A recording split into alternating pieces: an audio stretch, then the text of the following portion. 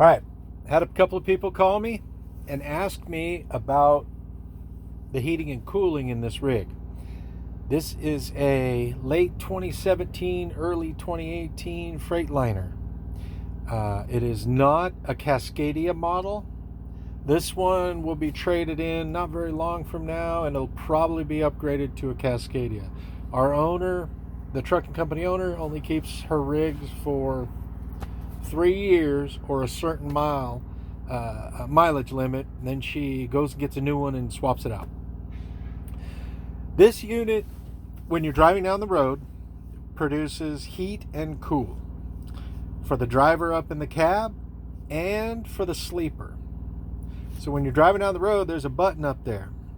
So you're driving down the road and your team driver, one of your teammates, is back here in the sleeper doing their time, like jail. And on this panel below the sink, let me move some stuff around. Right next to me, this is our sink up here. This is our television right here. And here's the control panel. All right, let me squat down. So here's our control panel. Light switches, turn lights on above, all over the place. Over here is water pump and lighting. This just does a rope lighting all around the place. So when we're only going to talk about when we're driving down the road, right here. When you're driving down the road, push a button on the dashboard so the person in the back can run a fan on high or low. Heat is up, cooling is down. This right here, this does nothing. This right here, you just set your thermostat to wherever you feel comfortable. And the ventilation system down below, just an example, and there's vents all over this thing back here. And that'll set you up and it'll condition all the air here.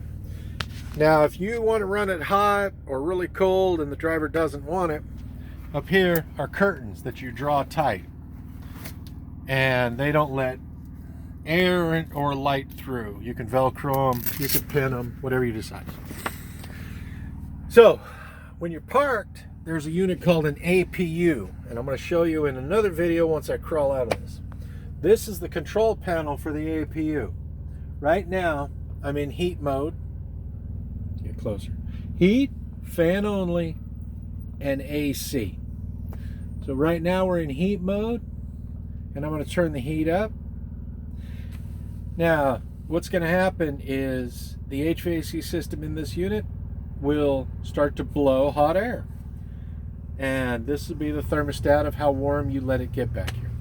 If I want to, I can also do this, and a secondary fan, which you just heard come on, will start to recirculate air and really mix it up instead of pumping just really hot air or really cold air. So you get two choices. Just blow hot air until the thermostat settles, and then with this you can circulate and move a lot of the air around to get it as comfortable as possible. Really, really nice. So when you're driving down the road, the HVAC, the heating and cooling, is handled by the engine, just like in a car. But when you're parked, something has to power all this so you don't drain your batteries, and that's important. There's 4 batteries in this rig. They're very large batteries. And if, for instance, all 4 batteries went bad, it would cost about between $1,400 and $1,600 to put new batteries in it. Pretty expensive. Over here is, and I don't know if you can see it or not because I can't see what's going on, this is an electrical panel that lets you monitor the inverter and the APU. APU stands for Auxiliary Power Unit. So I'm going to stop this video, start a new one, go outside, and just show you what the APU looks like. And you get to hear it running because it's running right now. Bye.